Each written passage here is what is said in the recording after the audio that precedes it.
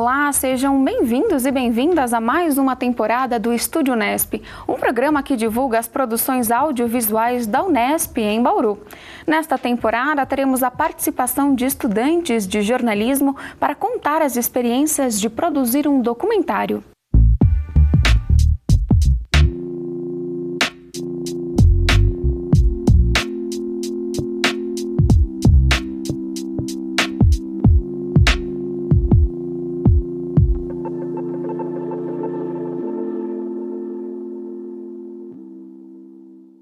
No programa de hoje, vamos conferir o documentário Sem Filtro, que fala sobre transtornos alimentares e seus impactos na vida das pessoas. Logo depois, vamos conversar com os produtores do filme para entender como foi o processo de criação e produção. Confira!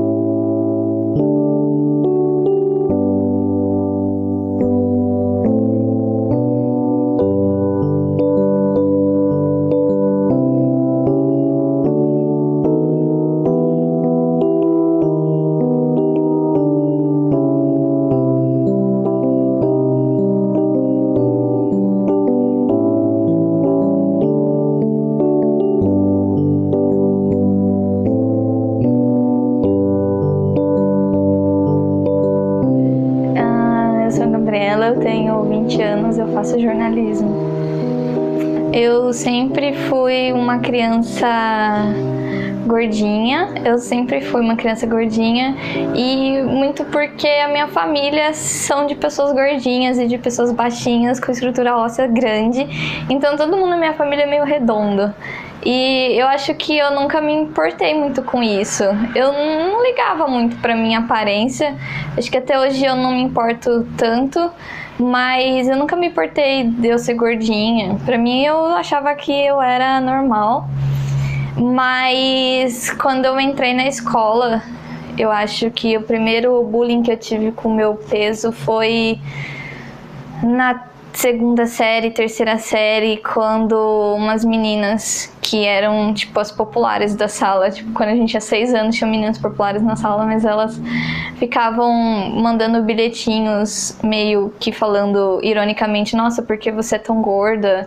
Ou coisas relacionadas ao meu peso, mas até então isso nunca me incomodou de verdade. Eu só, tipo, ignorava ou batia nelas, porque eu era uma criança meio agressiva. Mas quando eu entrei no meu colégio particular, que foi quando eu entrei do 6º ano e eu fiquei até o 3º do colegial, acho que foi quando eu senti muita diferença de como as pessoas se importavam com a aparência e com o meu peso, porque eu sempre fui cheia de espinha, porque eu tenho problemas hormonais e eu tive que usar aparelhos tipo freio de burro que ficava pra fora, então juntava as espinhas com os aparelhos, então eu sabia que eu era assunto da fala de muita gente e eu também era gordinha ainda, então acho que juntou tudo pro pessoal ficar conversando comigo, ou quando os meninos se aproximavam era pra ficar me zoando e coisas do tipo.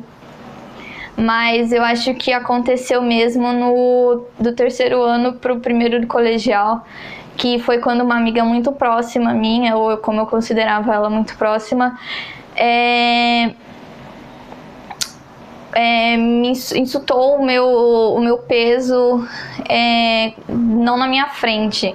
Na minha frente ela era minha amiga e por trás ela ficava falando coisas como que eu era uma baleia, ou que eu era muito feia porque eu era muito gorda, ou porque... pasmem, mas ela chegou a falar que eu nunca seria estuprada porque eu era muito feia e muito gorda. Isso me incomodou No terceiro ano do colegial, eu tentei emagrecer, mas era coisas do tipo, eu vou cortar doces, ou eu vou cortar salgados, mas eu continuava comendo as coisas normais, como eu sempre comia. E eu cheguei a emagrecer, mas não foi uma coisa considerável, nenhuma coisa que me afetou, porque eu continuava me alimentando do mesmo jeito que sempre. Mas quando eu entrei na faculdade, eu acho que a fala da minha amiga estava muito presa em mim, porque eu cheguei na faculdade e eu vi muitas mais pessoas e muitas mais meninas do que as que eu convivia na escola. Era muita gente, e era muita gente diferente. E toda menina que eu via, eu ficava pensando, nossa, como ela é bonita, porque eu não sou que nem ela. E eu acho que foi a partir do momento que eu tive esse primeiro pensamento, que foi quando eu desenvolvi um transtorno alimentar relacionado com padrões de beleza. Eu sempre vi as meninas da minha sala e queria ser igual a elas, ou as meninas da faculdade eu queria ser igual a elas, e não entendia porque eu não era bonita que nem elas. E foi quando eu comecei a entrar em dietas. Eu comecei a comer de 3 em 3 horas, que supostamente é o que os nutricionistas recomendam que você coma. Eu comia sempre as mesmas coisas, minha alimentação começou a ficar restringida a partir desse momento, até que eu fui cortando muita coisa. A partir do momento em que eu só comia meia barrinha de cereal e uma maçã, e o máximo que acontecia era comer meia colherzinha de arroz e um pouquinho de feijão. E foi quando eu comecei a perder peso de uma maneira muito exagerada. Eu acredito que em 6 meses eu perdi 10 quilos. O problema foi a minha alimentação restritiva. Eu não aceitava comer nada que não fosse o que eu achava certo. Eu comecei a criar na minha cabeça dietas que eu achava que era certo pra mim. Eu ficava lendo coisas na internet, via coisas no YouTube, via coisas em todas as redes sociais, e eu tentava formular na minha cabeça coisas que eu achava que era certo pra mim, mas na verdade eu nunca passei por um médico pra saber o que era bom pra mim. Eu criava restrições que eu só podia comer uma banana à tarde ou um Danone à noite, de manhã eu tinha que tomar uma xícara de leite, no almoço eu tinha que almoçar alguma coisa. Se fosse algo fora disso, eu começava a ter crises de ansiedade, eu começava a ficar em pânico, porque eu achava que se eu comesse qualquer coisa que estivesse fora do que eu achava considerável bom pra mim, eu ia engordar logo de cara. E isso começou a afetar a minha vida de um jeito muito negativo, porque a restrição não restringiu só o meu peso, não restringiu só a minha alimentação, restringiu a minha vida inteira.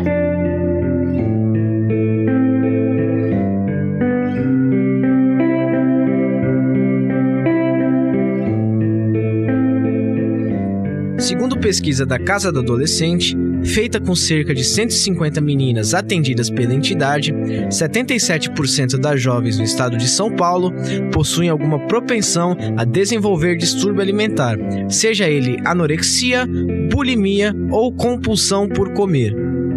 Além disso, 85% delas acreditam que existem padrões de beleza que a sociedade impõe aos seus integrantes. 46% acham que as pessoas magras são mais felizes.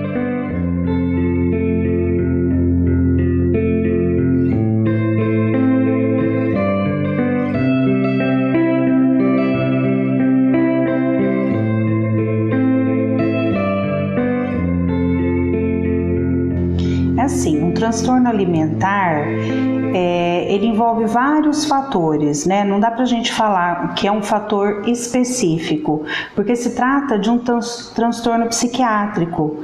E quando a gente fala de um transtorno psiquiátrico, a gente tem que levar em consideração a vivência da pessoa, o meio cultural em que ela está inserido, questões físicas dela, questões biológicas. Então não dá para mim colocar que é um fator determinante para o transtorno. Esse transtorno transtorno, basicamente, ele age da mesma forma, tanto a bulimia, como a anorexia, como a compulsão alimentar, né? O que envolve esses transtornos?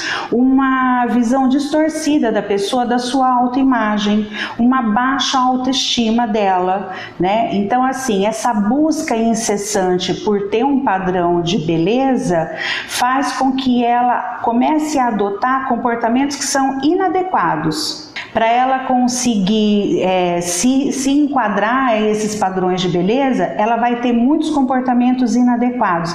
Então a gente fala assim que ela tem um pensamento disfuncional. Entre os transtornos psiquiátricos que mais matam está a anorexia, até mais que a esquizofrenia, que o transtorno bipolar, porque é uma doença que ela vai debilitando a pessoa fisicamente, né? A gente tem trabalhado aí com casos de anorexia que são muito graves, e o que dificulta esse tipo de intervenção, esse tipo de tratamento, é que a pessoa não se percebe como disfuncional, como uma pessoa que está doente, que está precisando de ajuda.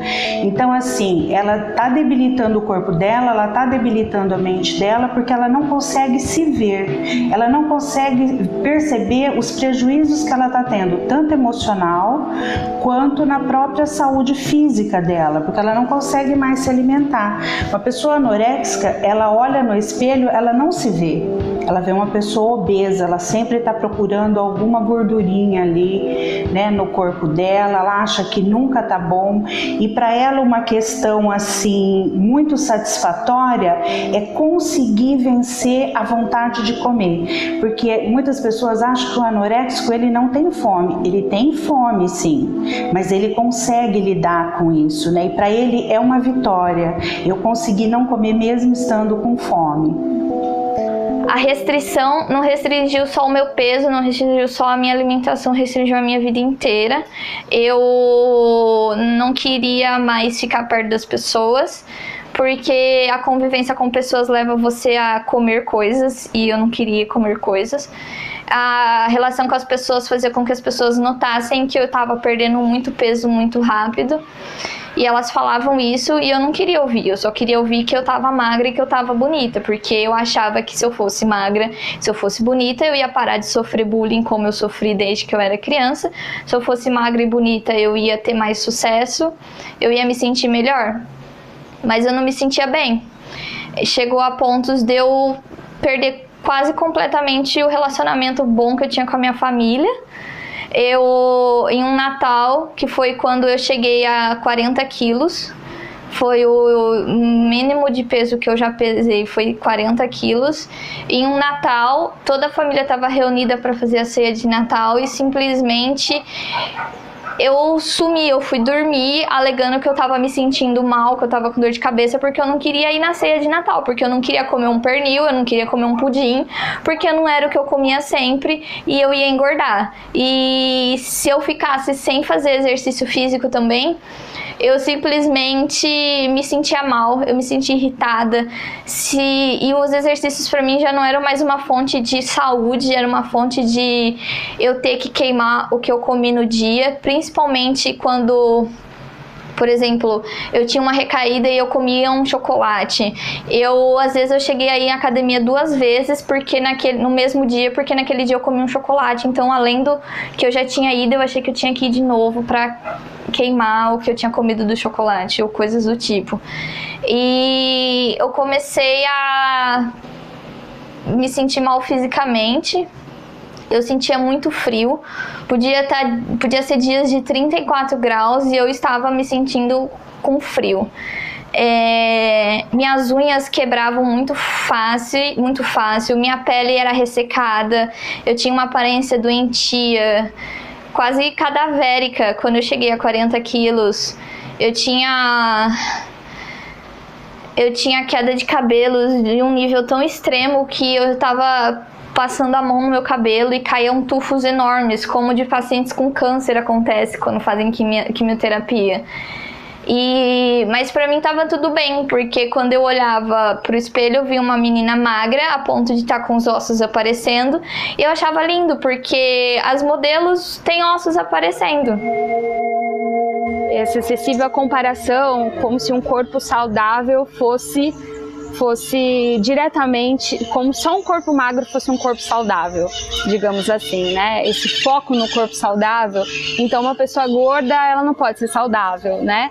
Ou alguém que passa 20 horas numa academia, que passa o dia inteiro fazendo exercícios físicos, que come só determinadas coisas. Essa sim é uma pessoa saudável só porque ela é magra, só porque ela está dentro dos padrões. E outra pessoa que se alimenta corretamente, que está dentro dos espaços de sociabilidade, que encontra pessoas, que não abre mão de alguns prazeres, essa pessoa, o corpo gordo, ele é naturalmente visto na nossa sociedade como um corpo que não é saudável. As pessoas se preocupam com o corpo gordo, né? Como se fossem coisas diretamente relacionáveis.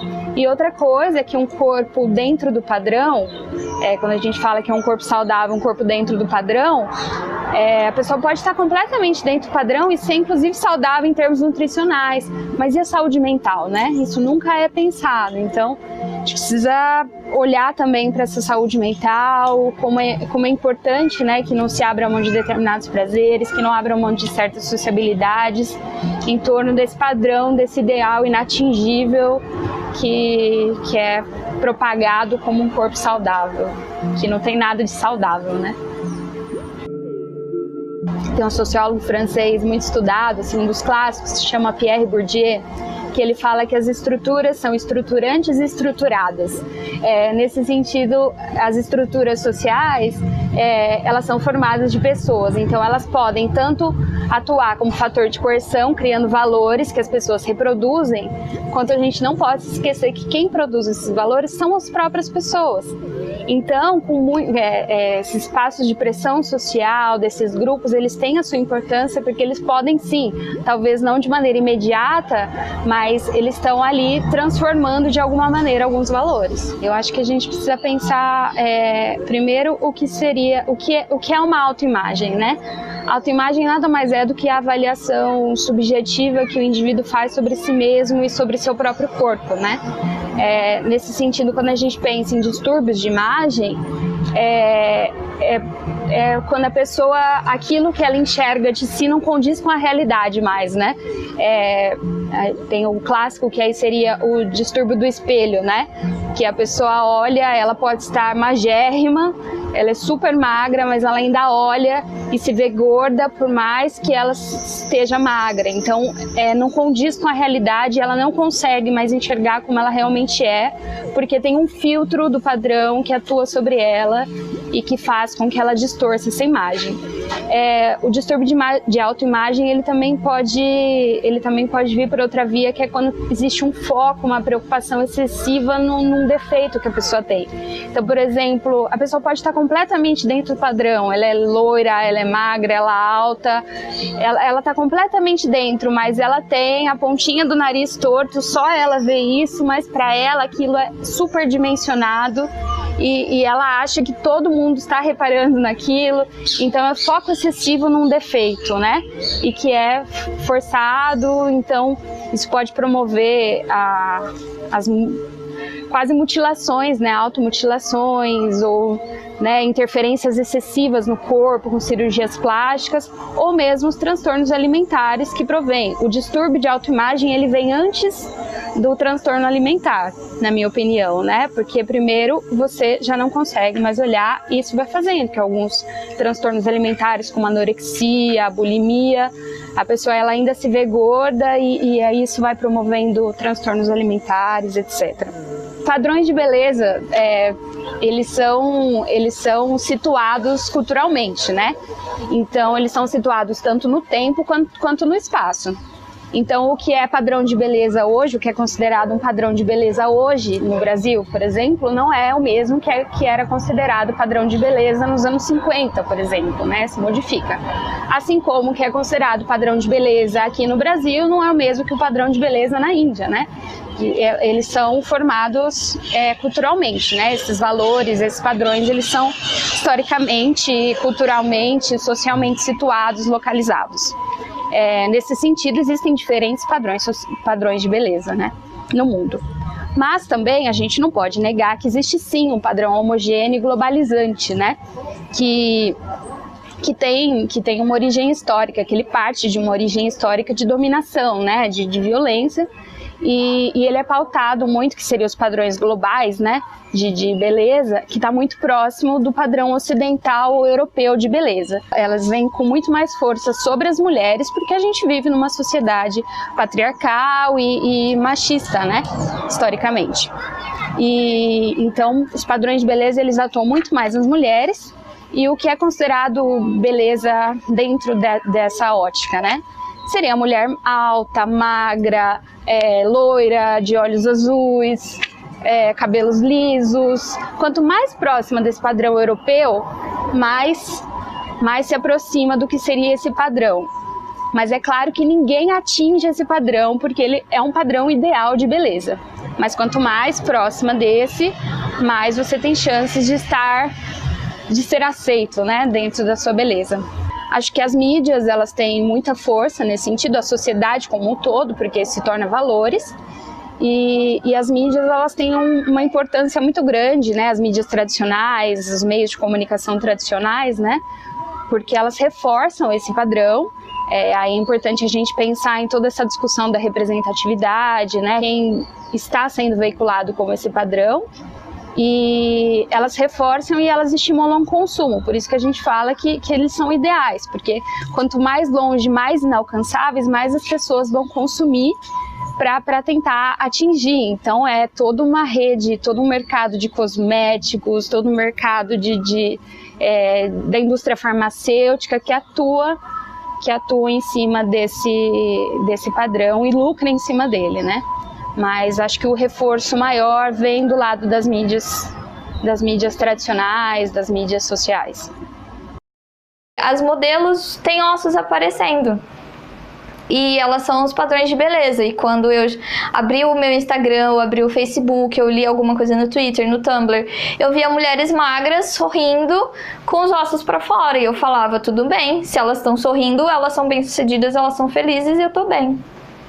Eu sempre quis ser jornalista de celebridades, de entretenimento. Então eu seguia muita gente famosa, eu seguia Kardashians, eu seguia modelos da Victoria's Secret. Então quando eu entrava nas redes sociais, eram elas que eu via. E era elas que eu queria ser. Então era isso que eu me inspirava, eu queria ser como elas, então eu não comia. Uma coisa que eu percebi que naquela época talvez não fazia tanto sentido pra mim, mas agora eu percebo que sim. Hoje em dia eu não me importo tanto em tirar fotos de mim mesma e me expor, mas naquela época parecia que eu queria mostrar o quanto eu estava magra, o quanto eu estava bonita e o quanto eu estava feliz. Então eu tirava selfies de mim, eu tirava quase 10 selfies de mim e ficava postando e me sentindo bem, me vendo tão bonita quanto aquelas modelos, mas na verdade eu estava doentia. Eu não diria assim que exclusivamente o uso das redes sociais vai levar ele a isso, né? Mas se a pessoa já tem uma predisposição a um transtorno mental, ela já tem essa questão na vida dela dissociativa da realidade, vai levar sim a um transtorno alimentar, porque dentro das redes sociais ela vai estar muito exposta aos padrões de beleza, ao que está acontecendo na moda, principalmente as pessoas mais jovens, os adolescentes. Todo mundo quer pertencer a algum grupo, não é assim? E o grupo que dita as regras hoje é o grupo da beleza, das pessoas magras, das pessoas mais bonitas, das pessoas que são editadas, não é assim? Que muitas vezes você, depois vendo entrevistas com modelos, com essas mulheres, com essas atrizes belíssimas, você vê que não é tão perfeito assim, né? Tudo cabe um Photoshop. Mas para o adolescente não é assim que acontece. Ele quer ficar bonito igual estava no Photoshop. E para isso ele acaba se punindo, né? Eu não sou assim, eu estou errado, eu estou inadequado. E aí ele procura se adequar a essas regras sociais. Então ele, tentando se adequar às regras sociais, ele pode vir adquirir um transtorno alimentar, sim, como bulimia, como anorexia, enfim. Sim. A mídia, ela é muito apelativa e muitas vezes a pessoa não se vê pertencente a esse grupo. Todo mundo quer ser bonito, quer sair com um sorriso bacana na foto, quer pertencer a esse grupo dos bonitos e não se sente assim, né? Não se sente capaz, não se sente pertencente a nenhum grupo, se sente isolada. Então, ela acaba se autoflagelando, né? E isso vai desenvolvendo o transtorno alimentar.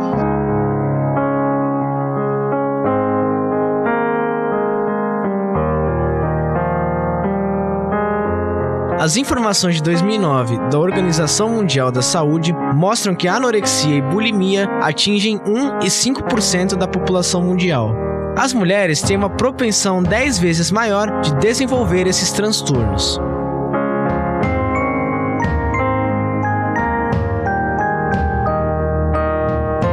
De acordo com pesquisa feita em 2017 pelo Serviço Nacional de Saúde do Reino Unido, houve um aumento de 70% na taxa de homens entre 41 e 60 anos com transtornos alimentares nos últimos 6 anos.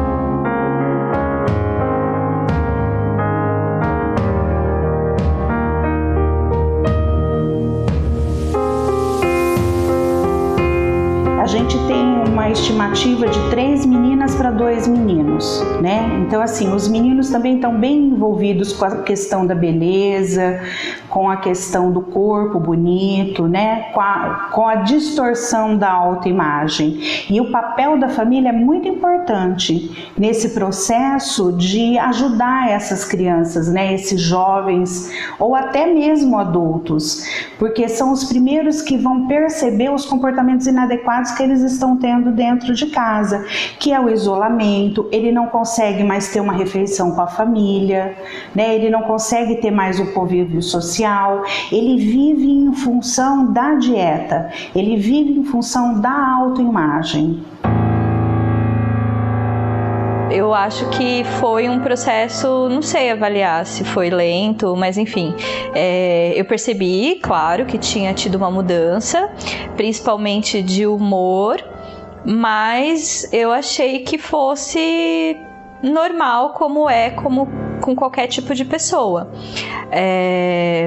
Agora, quando a diferença se tornou comportamental, aí eu realmente percebi que poderia estar acontecendo um problema. E aí eu avaliei como uma mudança comportamental quando houve isolamento social em relação mais a amigos, um pouco menos em relação à família, porque talvez não tenha tido tempo para isso acontecer.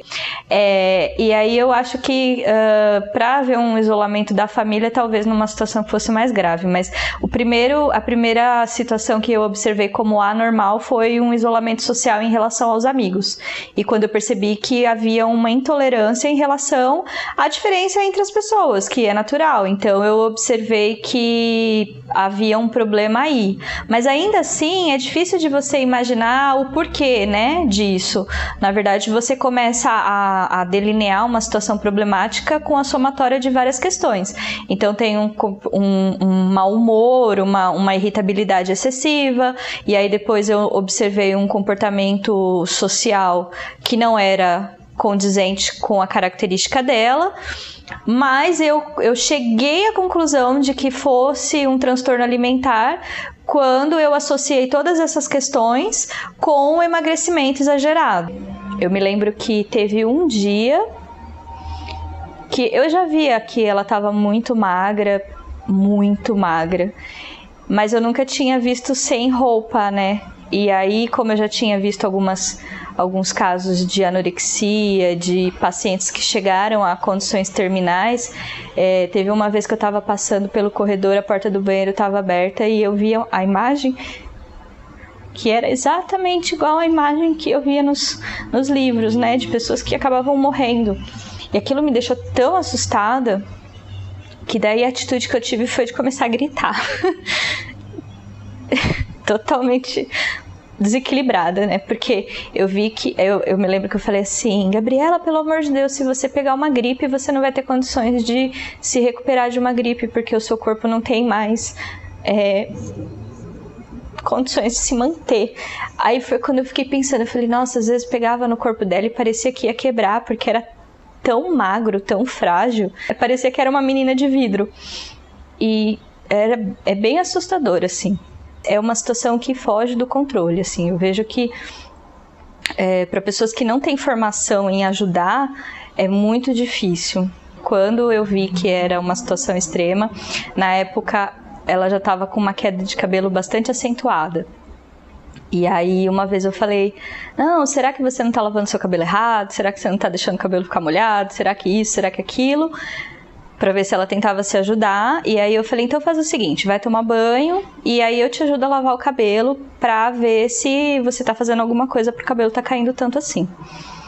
E aí eu ajudei ela a secar o cabelo, a pentear e tal, e tava caindo muito, muito cabelo. E aí eu fui, assim, tirando o cabelo que caía e colocando na pia, tirando e colocando na pia, a pia ficou transbordando de cabelo. E aí eu vi que realmente já era uma situação de desnutrição e tudo mais, né? Foi aí que eu vi um segundo lapso de realidade nela, que foi quando ela falou, Paty, eu vou morrer. É desesperador. Eles me falavam toda hora, principalmente meu pai.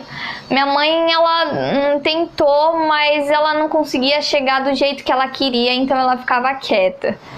É aquela coisa de mãe, ela sempre quer que você coma mais um pedaço de bolo. Então ela nunca me atingiu do jeito que ela queria. Mas meu pai, ele chegou a ponto de brigar comigo, de me ameaçar, tirar da faculdade, porque ele tava vendo que eu tava mal e ele não sabia o que fazer sobre isso. Então eu sei que eles conversaram muito quando eu não tava perto, principalmente com a minha irmã, que ela entende sobre coisas de anatomia humana e coisas do tipo, e conversaram, e minha irmã falou que eu podia estar com problemas de transtorno alimentar, explicou pra eles como que era. E como eu disse, teve uma vez que meu pai me obrigou a ficar sentada no sofá enquanto minha irmã explicava o que era transtornos alimentares, me mostrando fotos, praticamente falando tipo, olha, essa é você. Mas eu não fiz nada. Eu continuei seguindo o que eu seguia, e a ponto de eu não querer mais falar com eles, porque eu achava que eles estavam querendo me ferrar, me boicotar, sei lá, coisas assim. E eu acho que minha mãe, quando ela foi no médico, ela já tinha conversado com o meu pai antes, e ele falou, se ela não falar, você tem que falar, porque se você não falar, ela não vai contar e vai ficar assim, até provavelmente eu morrer, porque minha médica falou que eu podia ter morrido se eu continuasse do jeito que eu tava. É porque eu sabia que era uma doença relacionada a questões psicológicas, psiquiátricas, né? E é uma sensação muito estranha. Eu me senti totalmente impotente. E eu acho que medo também. Medo é uma afirmação. Com certeza eu senti muito medo. Mas também senti muita impotência, porque daí você não sabe como tratar a pessoa, você não sabe se você conversa, você não sabe se você grita. Mas aí eu percebi que depois de um certo tempo em que ela enxergava os problemas nos outros, ela começou a enxergar o problema com ela. Na época a gente morava junto, e aí a gente morava no 15º andar. E aí, em alguns momentos, eu percebi que acho que eu que estava ficando paranoica, porque daí eu ficava olhando para a janela, para a sacada, e ficava pensando, meu Deus, que será que está se passando, né, na cabeça? Será que vai se jogar daqui de cima? Então, o meu medo começou a se transformar um pouco em paranoia por conta disso. Mas teve um momento que eu percebi que a conversa não estava mais resolvendo, que eu também não tinha condições de atingir o que ela precisava com base na conversa, né? Também não sei se por conta de eu ser um parente muito próximo e isso gerar um bloqueio, enfim, não sei. Mas as sensações não são agradáveis. Eu acho que o medo e a impotência é o que mais caracteriza essa situação. Não sei, difícil de descrever, mas acho que é isso.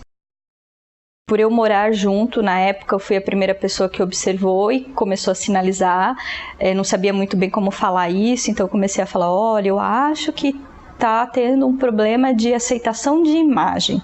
E lá no fundo eu ficava pensando, será que é anorexia mesmo e tal? Até o ponto que realmente eu acabei achando que era uma doença, e foi quando eu falei com todas as palavras, até com palavras meio duras, eu acho, que estava doente, precisava de ajuda, que era uma situação séria, que podia morrer. E foi quando eu liguei e falei, vocês vão marcar um médico, porque essa menina tá doente, será que ninguém tá enxergando isso e tal? E aí foi quando tudo começou, assim, que realmente todo mundo se enxergou numa situação problemática de doença e então, de aceitação talvez, né, de realmente existe um problema, então o que a gente vai fazer? Se a gente já tentou conversar e a gente não conseguiu, é uma coisa que tem que ser levada para os médicos. Na verdade, eu estava doentia, a ponto de quando eu passei no meu médico, endocrinologista, para fazer o exame de rotina do meu tratamento hormonal, ele ficou assustado com o meu hemograma, porque tava tudo num nível crítico, como se eu tivesse com uma doença muito séria. Eu tava com quadros de anemia, eu tava péssima. E eu não confessei pra ele o que tinha. Ele sempre me perguntou se eu tava bem, o que tava acontecendo, mas pra mim eu tava bem, pra mim não tava acontecendo nada. Minha família já tinha percebido desde eu me distanciando deles, desde relacionamentos de festas que eu simplesmente não queria ficar perto deles, ou eu mesmo não queria abraçar o meu pai, porque eu sabia que ele ia tocar em mim, ele ia sentir o meu osso saltando e ele ia ficar preocupado comigo. E minha família já estava me alertando disso há muito tempo, minha irmã principalmente, porque é da área da saúde. Ela tentou me mostrar coisas sobre anorexia, sobre bulimia, mas eu olhava para aquilo e falava, não sou eu só tô emagrecendo, ou eu só quero cuidar bem da minha alimentação, por isso que eu não vou comer um bolo de final de semana quando minha mãe fizer, porque isso não vai me fazer bem, quando na verdade não é verdade. E foi quando eu fui no meu médico pela segunda vez, porque ele não entendia porque meus exames estavam tão maus assim, foi quando minha mãe tomou a frente e falou pro meu médico o que estava acontecendo. Eu lembro que naquele dia eu fiquei calada, olhando pro chão e pensando, por que ela tá fazendo isso? Ela não tá vendo que eu tô bem, que eu tô feliz? Por que ela tá falando essas coisas pra ele? Ele vai querer que eu coma, ele vai querer que eu engorde, que eu ganhe peso, por que ela tá fazendo isso? E foi quando ele fez eu passar por uma nutricionista, que é uma nutricionista especializada em casos de transtorno alimentar. E no começo eu fui um pouco cética, porque eu não acreditava que eu tinha problema algum. E ela começou a me mostrar imagens, ela começou a me mostrar postagens nas redes sociais. E ela me mostrou como eu via as redes sociais e como isso me afetava. E como eu queria o meu corpo perfeito, das estrelas, mas isso não tinha nada a ver. E foi quando acendeu alguma coisa em mim e eu percebi que realmente eu tava doente, porque é uma doença que entra em você, que entra na sua cabeça e não sai, porque a todo momento você sai na rua, você vê uma loja de roupa, tem uma modelo linda e magra, você entra na academia, tem uma modelo sarada, você entra em qualquer lugar, tem modelos esqueléticas te olhando e você começa a pensar que esse é o único corpo certo, o único corpo que vai te aceitar, e não é isso. Eu não sei dizer exatamente se isso alterou o meu entendimento sobre o que é e sobre a situação. Porque como eu já tinha conhecimento prévio com essa situação, então talvez o que tenha mudado para mim é entender como gera sofrimento, né? Porque quando a gente vê numa situação de fora, num estudo de caso, digamos assim, a gente sempre imagina, nossa, que difícil. Mas na realidade você não sente aquilo na tua pele, né? Porque você só imagina de fato que é difícil, mas você não sente a dificuldade de verdade em você. E então eu acho que assim, hoje eu vejo que não mudou a minha relação em entender que é uma situação séria, porque eu sempre achei que fosse, mas a sensação de viver, e isso é uma coisa muito complicada, porque, não sei, é uma situação que você não aprende a lidar, não tem um roteiro no livro que te ensina a aprender o que fazer numa situação dessa, né? Então é até difícil de você falar, olha, se você tiver alguém na sua família assim, faça isso. Não tem como, porque eu acho que afeta as pessoas de uma maneira diferente, é muito particular, é muito emocional, então fica difícil de você saber exatamente o que fazer. Eu me senti como se tivesse um peso saído das minhas costas, porque eu sabia que eu tinha alguma coisa em mim que me incomodava, que me deixava triste sempre, que me deixava deprimida, e eu não sabia o que era, porque eu não queria ver o que era.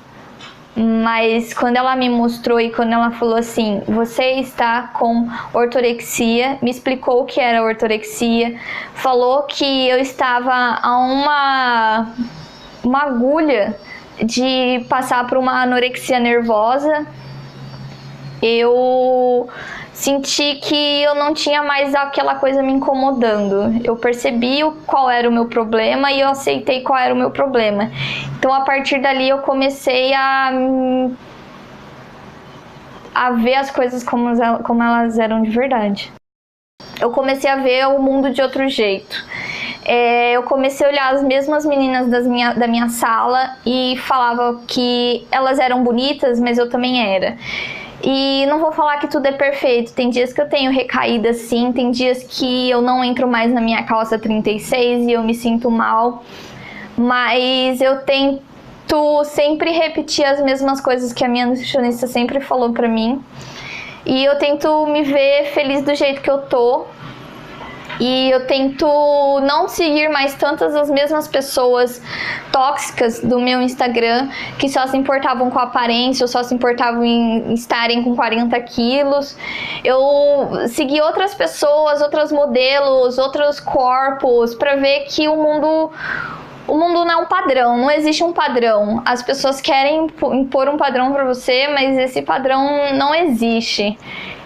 Você é bonita do jeito que é, e todo dia que eu acordo eu tento parar pra pensar nisso, e sim, é uma caminhada difícil, eu não melhorei do dia pra noite, não tô 100% ainda, mas eu tento, e não quero mais passar pelo que eu passei, eu não quero ter mais os mesmos pensamentos que eu já tive, e quero poder ajudar outras meninas a verem que ser bonita não quer dizer que não está relacionado com o seu manequim. Ser bonita é você se sentir bem com você mesma e olhar no espelho e estar feliz com o que você vê. Tente ver as coisas não dentro de um padrão, porque nada é um padrão. O que você vê nas redes sociais é efeito de um ângulo bom de uma foto, ou de um Photoshop, ou de um filtro, ou de tantas coisas que servem hoje em dia para parecer que as pessoas são perfeitas, mas elas não são. Busque ter como modelo pessoas reais, para você perceber o que é real e ter consciência do que é real. Porque quando você se fecha muito nas redes sociais, na internet, em coisas assim, você começa a viver num mundo de faz de conta que pode acabar te prejudicando.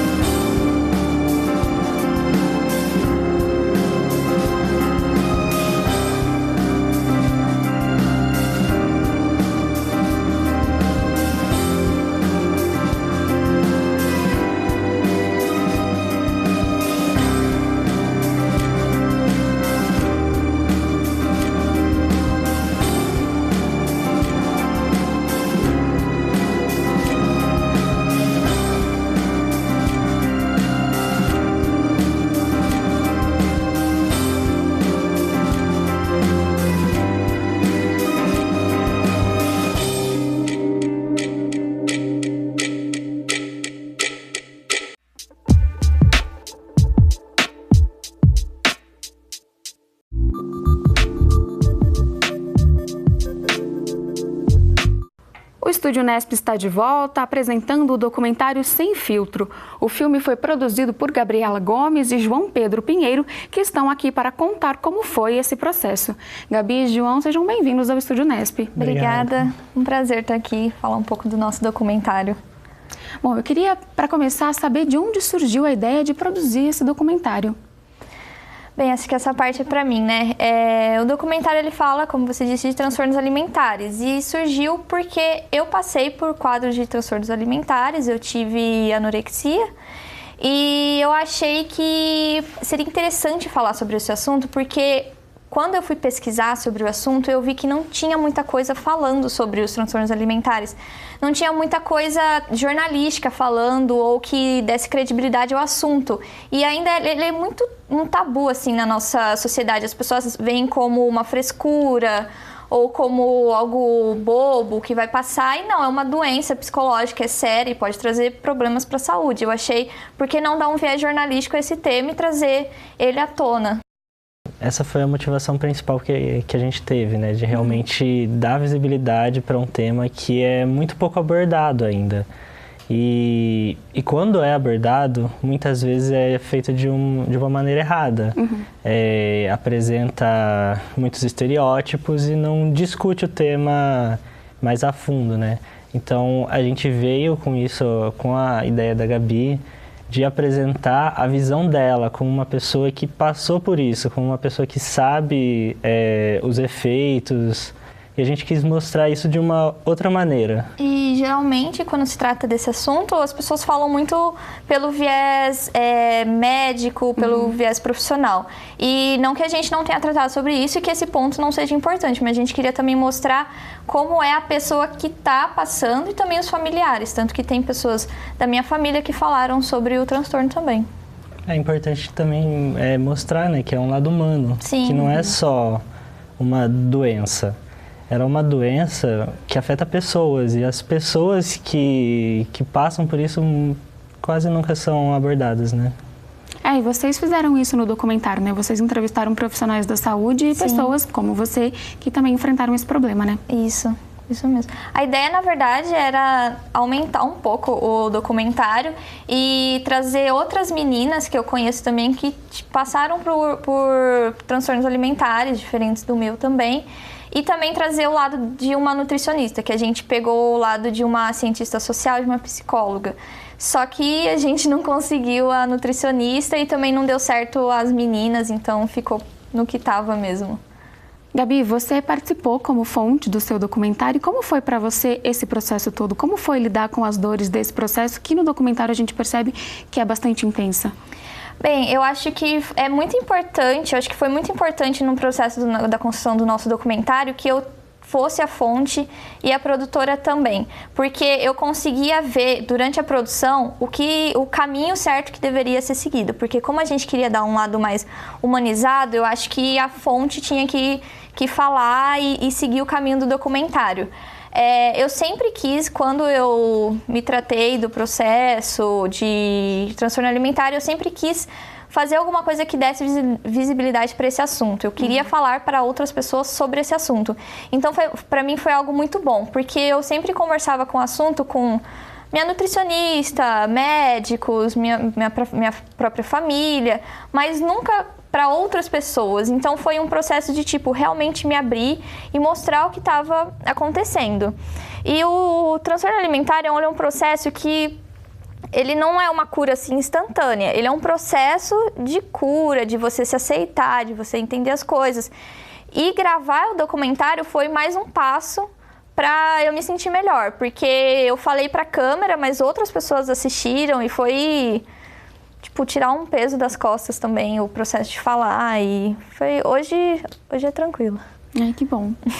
E a sua irmã participa, né, do documentário, ela aparece em cenas, inclusive, bem emocionantes, né? Sim. Como foi o impacto para a sua família da produção do documentário? Eles assistiram? O que eles acharam? Minha família assistiu, né?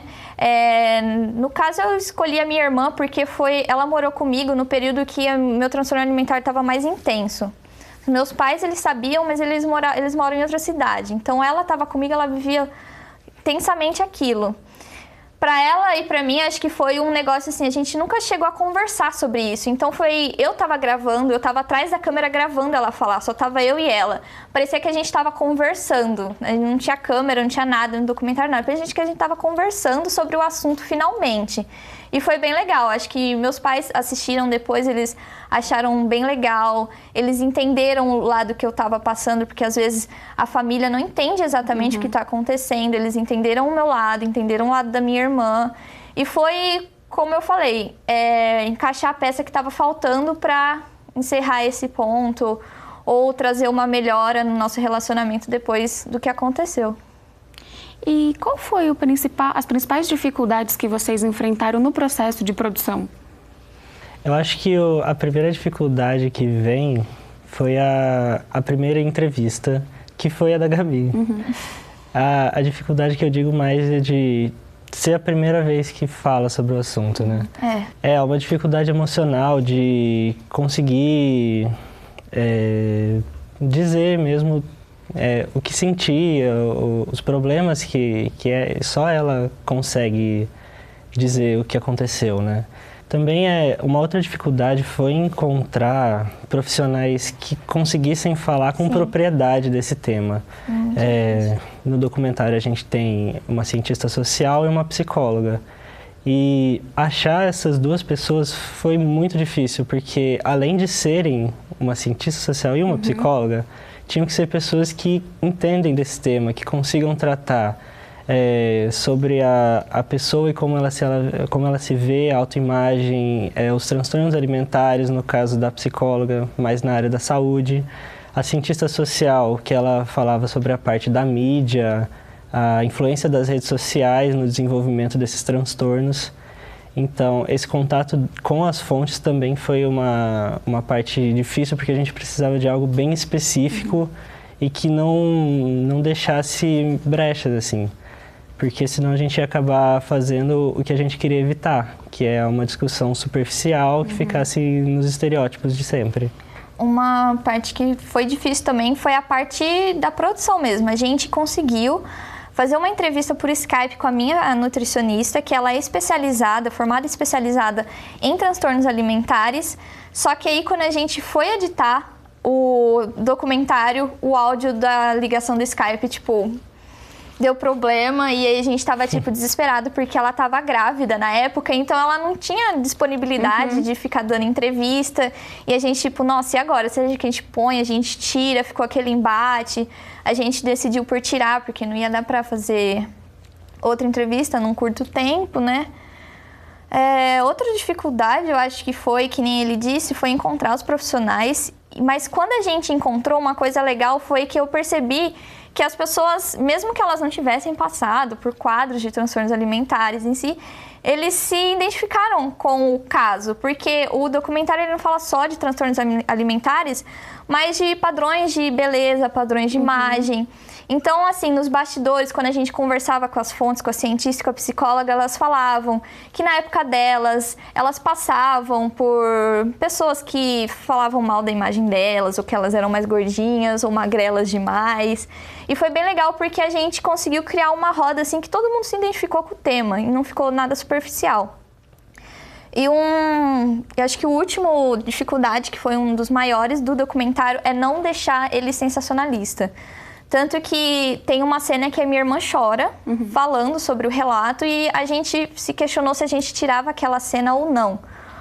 Porque mesmo sendo uma cena muito forte e importante para o contexto, podia dar a entender que era um pouco sensacionalista, e a gente não queria passar essa ideia sensacionalista no tema, a gente acabou deixando porque fazia parte, é um momento de ápice do tema, que a pessoa realmente libera o que ela está sentindo. Mas a gente lutou bastante contra esse negócio de jornalístico e sensacionalista. E por que vocês escolheram esse título, Sem Filtro? Acho que a ideia foi sua, né? Sim.